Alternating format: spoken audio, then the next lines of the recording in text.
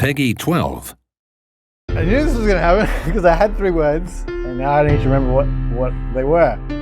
Adventure. Survival. And Windbound for me is probably about exploration, discovery, and adventure. Ancient? No, I'll go with mystic. Windbound is a crafting survival game that marries the experience of the open world, procedurally generated experience with a story and narrative that drives you through the whole adventure. And coupling that with you being on a boat, carrying your base through the whole thing as you go, makes it a really unique experience. So when we started, we basically just had Kara, the protagonist, collecting resources, crafting slings and bow and arrows and kind of things like that.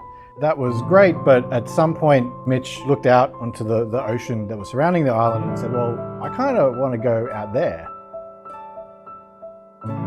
So at the beginning of the game, Kara finds herself shipwrecked and basically just needs to survive. She comes from a people who have made their living off the land. They're hunters and gatherers, but then they also, just as much as important as the land to them is the sea. We wanted her to be a character that was able to survive in the situation. She isn't completely out of her depth.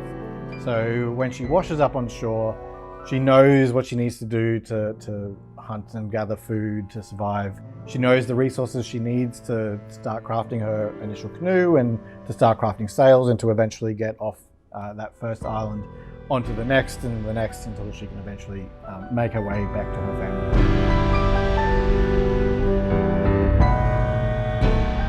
Early on, when you first start the game, you'll more or less see the same types of islands. So it is procedurally generated, but then as you play through the game, there'll be more types of islands with different biomes and different visuals and lighting.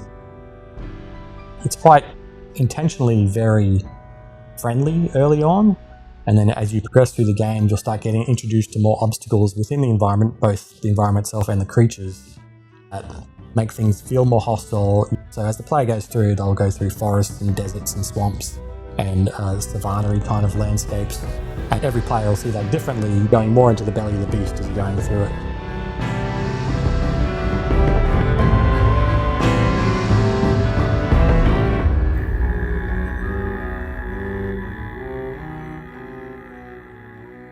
When we initially came up with the idea with the boat, I'd been going out on a few sailing adventures with my brother at a lake near his place. And as soon as we mentioned the idea of putting a boat into the game, I immediately wanted to try and replicate having that experience of really raising and lowering the sails and tightening the sails in and out.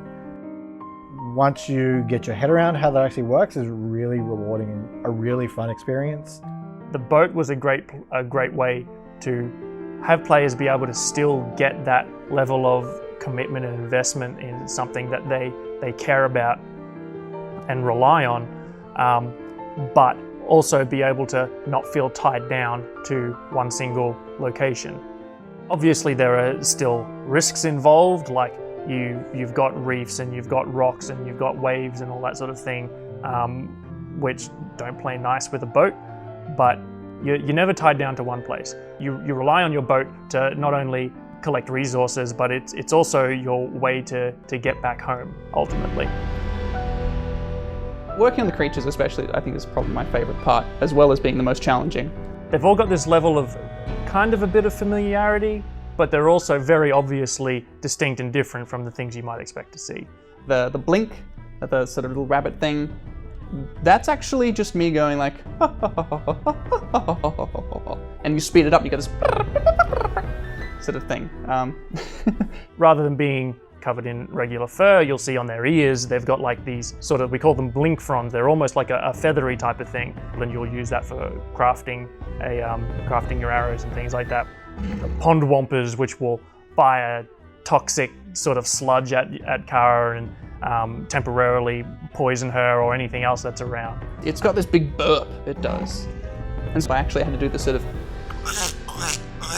sound and slow that right down. And then it sounds like this giant, tremendous burp.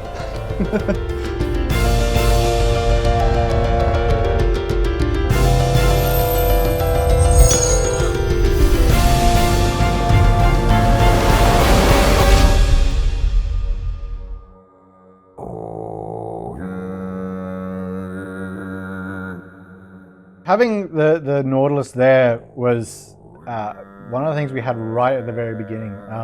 The idea of having this big creature that played some part in the story and how you got through the world was something that was there right from the very beginning.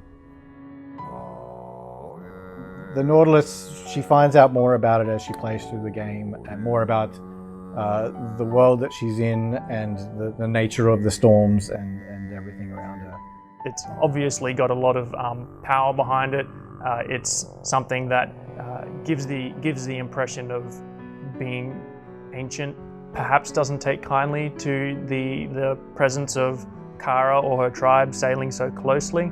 I would hesitate to say more than that without just telling you what happens at the end.